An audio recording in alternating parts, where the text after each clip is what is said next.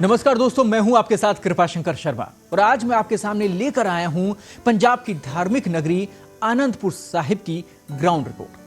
गुरु तेग बहादुर की 350वें शहीदी दिवस कार्यक्रम का पंजाब के आनंदपुर साहिब में भव्य समापन हुआ। धार्मिक कस्बे के चप्पे चप्पे पर श्री गुरु तेग बहादुर जी संग सीएम मान के पोस्टरों से अटी पड़ी जगह थी।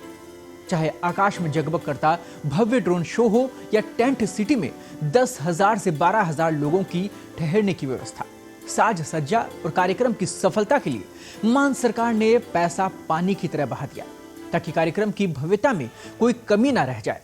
लेकिन इतना करने के बाद भी मन में कसक रह गई और वो कसक थी एक ऐसी मांग की जो ये शोर शराबा या दिखावा नहीं, विकास की चाह रखती थी, जो सीधा सीधा यहाँ की लोगों के जीवन और सर्वांगीण विकास से जुड़ा हुआ था।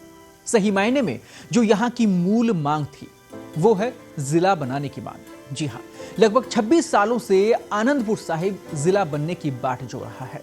सरकारें आती रही और जाती रही, पर यह धार्मिक नगरी सिर्फ बड़े बड़े वादों और चुनावी सब्जबाग ही देखती रह गई।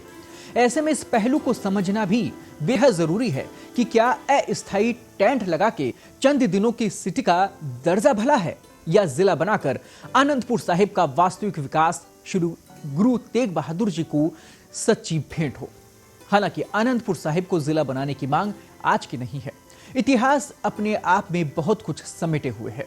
समय समय पर राजनीतिक मंचों, स्थानीय संगठनों और नागरिक समूहों की ओर से यह आवाज बुलंद होती रही है, पर फिर भी सरकारों का पैसा और समय अस्थायी ढांचों पर व्यर्थ होता रहा है, जिसका एक और उदाहरण ये है। जी हाँ, 81 एकड़ में बनाई गई 3 टेंट सिटियां 3 अलग अलग स्थानों पर बनी। आगमपुर, PSPCL ग्राउंड, मटोर और झिंझरी।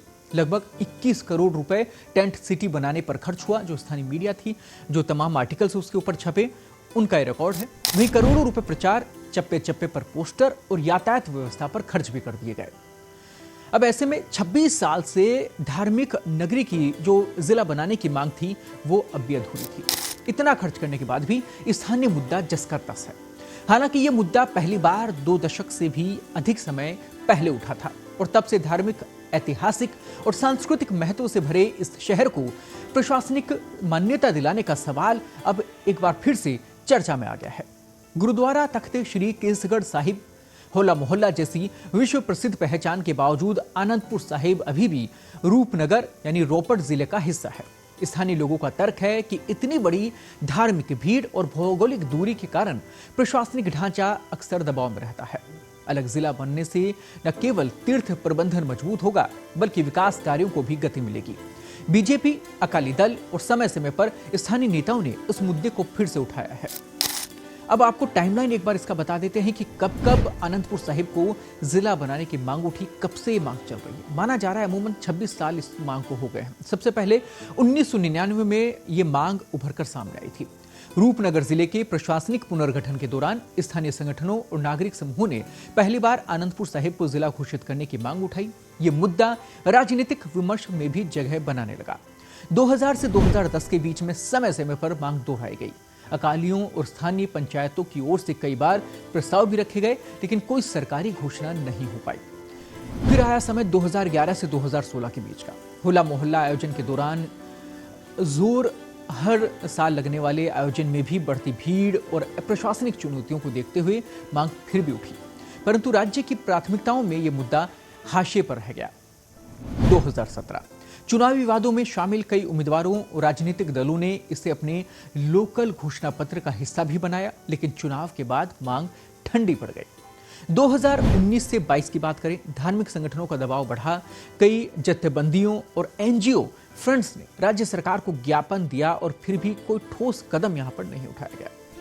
अब बात करते हैं 2023 और 2024 की, यानी स्थानीय निकायों की आवाज दोबारा बुलंद। नगर परिषद के स्तर पर प्रस्ताव पारित हुए, मीडिया में भी ये मुद्दा चर्चा में आया, लेकिन शासन स्तर पर निर्माण नहीं हुआ। अब बात करते हैं 2025 की, यानी कि इस साल की। मांग फिर सुर्खियों में है और बीजेपी और कई सामाजिक संगठनों ने दोबारा जोरदार मांग उठाई कि आनंदपुर साहिब को पंजाब का नया जिला घोषित किया जाए। अनुमान लगाया गया है कि जिले के गठन पर लगभग 500 करोड़ रुपए का खर्च आ सकता है। अब ये मांग फिर राजनीतिक बहस का प्रमुख मुद्दा बनी हुई है। हालांकि क्यों जरूरी मानी जा रही है जिला बनाने की मांग, उसको भी आप समझिए। देखिए, पर्यटन और धार्मिक गतिविधियों का बढ़ता दबाव है। रूपनगर से दूरी के कारण फील्ड प्रशासन पर भार बढ़ जाता है। होला मोहल्ला सहित बड़े आयोजनों में भारी आवागमन होता है, ऐसे में परेशानी का सामना करना पड़ता है। स्वतंत्र प्रशासनिक ढांचे से विकास की रफ्तार बढ़ने की उम्मीद है। शहर की ऐतिहासिक और धार्मिक पहचान को उचित मान्यता मिलेगी। और यह मुद्दा स्थानीय भावनाओं से भी जुड़ा है, क्योंकि लगभग 20+ साल से लगातार एक अलग पहचान की मांग उठती रही है। श्री आनंदपुर साहिब के जिला बनने पर तर्क वितर्क क्या है, वो भी आप समझिए। देखिए, जिला बनाने के जो पक्ष में हैं जो लोग, वो कौन हैं, उनमें आप जानिए। देखिए, एक रिएक्शन हम आपको बताते थे। नक्षत्रपाल जो कि बीएसपी के विधायक हैं, उन्होंने कहा था कि पूरी उम्मीद है कि आनंदपुर साहिब को जिला घोषित किया जाएगा। प्रस्ताव का उन्होंने खुलकर समर्थन किया। इसके साथ ही हरजोत सिंह बैंस ने रिएक्शन दिया था। शिक्षा मंत्री आनंदपुर साहिब से विधायक हैं।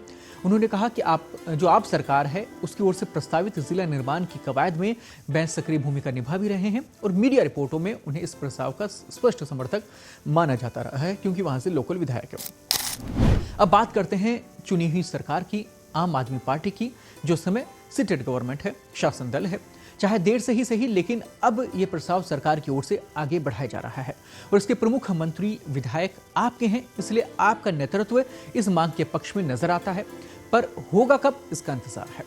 अब यह भी देखिए कि जिला बनाने के विरोध में कौन है, यानी कि आखिरकार ये मामला अटका क्यों। रूपनगर जिला बार एसोसिएशन इसका विरोध करता है। 2025 में एसोसिएशन ने प्रस्तावित नए जिले के खिलाफ हड़ताल भी की। उनका तर्क है कि इससे रूपनगर की प्रशासनिक शक्ति कमजोर होगी और राज्य के खजाने का अतिरिक्त बोझ पड़ेगा, न्यायिक और प्रशासनिक व्यवस्था प्रभावित होगी। हरप्रीत सिंह कंग, जो कि डीबीए के अध्यक्ष भी हैं और वरिष्ठ वकील भी हैं, उन्होंने कहा कि कोई तर्कसंगत आधार नहीं है जिला बनाने का। इस प्रस्ताव से जनता को लाभ नहीं होगा, बल्कि अनावश्यक बोझ पड़ेगा। अब बात करते हैं बरिंदर सिंह ढिल्लों की, जो कि कांग्रेस के नेता हैं। उनका रिएक्शन आया था कि आनंदपुर साहिब की धार्मिक और ऐतिहासिक महत्ता को जिला बनाए जाने से कोई अतिरिक्त लाभ नहीं मिलेगा।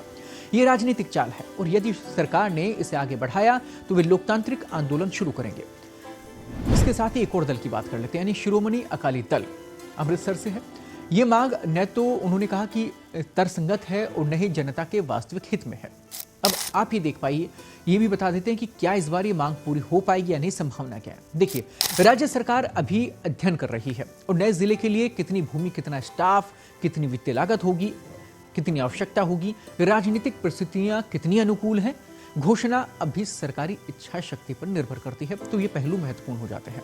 बहरहाल, आनंदपुर साहिब को जिला बनाने की मांग 1999 से लगातार अलग अलग चरणों में पुनर्जीवित होती रही। 2025 में ये फिर से चरम पर है और लोगों में उम्मीद है कि इस बार ये मांग सिर्फ सुर्खियों में न रहकर वास्तविक नीति निर्णय के रूप में सामने आएगी। ऐसा नहीं है कि आपकी मान सरकार प्रयास नहीं कर रही या उनकी मंशा गलत है, पर प्रयास तो बाकी सरकारों ने भी किए, लेकिन वो प्रयास अर्थहीन रह गए, क्योंकि कहते हैं ना, जो जीता वही सिकंदर। तो अब आनंदपुर साहिब की जनता को चक्रव्यूह में फंस जाने वाले अभिमन्यु की नहीं, जीत की पताका लहराने वाले अर्जुन की जरूरत है। और ये मौका है सीएम भगवंत मान के पास। अगर ये इसे करने में कामयाब होते हैं तो ये फैसला ऐतिहासिक होगा और धार्मिक नगरी आनंदपुर साहिब के इतिहास में स्वर्णिम अक्षरों में लिखा जाएगा। फिर आपसे होगी मुलाकात एक नई रिपोर्ट के साथ। तब तक के लिए मुझे दीजिए इजाजत। नमस्कार। देश दुनिया की ताजा खबरें और वीडियोस के लिए अभी डाउनलोड करें पत्रिका ऐप।